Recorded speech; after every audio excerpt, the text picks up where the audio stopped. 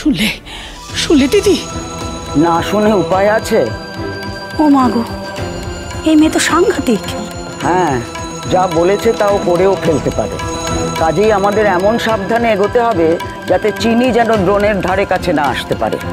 আটকাতে হবে ওকে। সে এখন কোথায়? কিরে, কি ভাবছিস তুই? কিছু না বাবা। বাবা ঠিক আছে ঠিক আছে, এবার তুমি আমাকে কথা দাও, এরপর থেকে যেখানেই যাবে তুমি আমাকে বলে যাবে, না বলে তুমি কোথাও যাবে না। আর যাবার সময় তোকে যদি খুঁজে না পাই? আচ্ছা আচ্ছা, তুমি তো ছোট মালিকের গাড়ি চালাও তাই না? তাহলে তুমি ছোট মালিককেই বলে যাবে তুমি যেখানে যাবে। আমাদের মধ্যে তোমাকে কাউকে একটা বলে যেতেই হবে, ব্যাস বলে যাবে। বেশ, তাই হবে। তবে তুই এবার বল দেখি, তুই এমন ভয় করছিস কেন?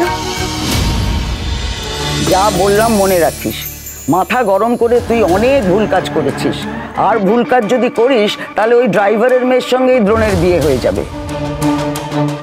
তখন কিন্তু কেঁদেও কুল পাবি না।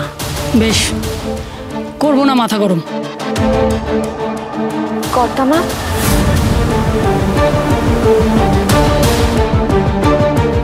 গায়ে হলুদ নিয়ে বললে আমি চুপ করে থাকবো, তর্ক করে লাভ নেই।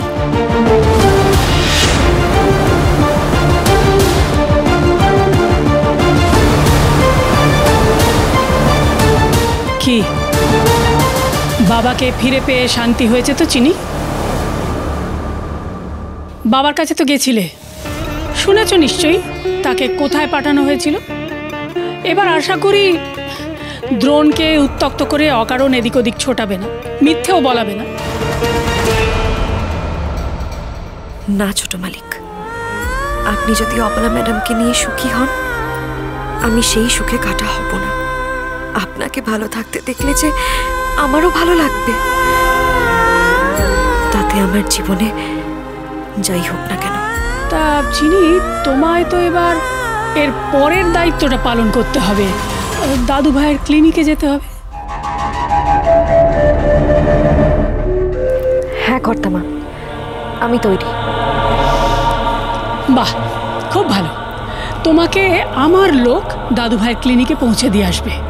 তুমি সেখানে গিয়ে রোগীদের বিকেলের খাবার থেকে রাত্রিরের খাবার সব খাইয়ে তারপর ছুটি পাবে, কেমন? আর শোনো, বিয়ে বাড়ির খাবার তো আর রোগীদের খাওয়ানো যায় না, সেই জন্যে রোগীদের খাবার তোমাকে ওই ক্লিনিকের রান্নাঘরে গিয়ে রান্না করে খাওয়াতে হবে।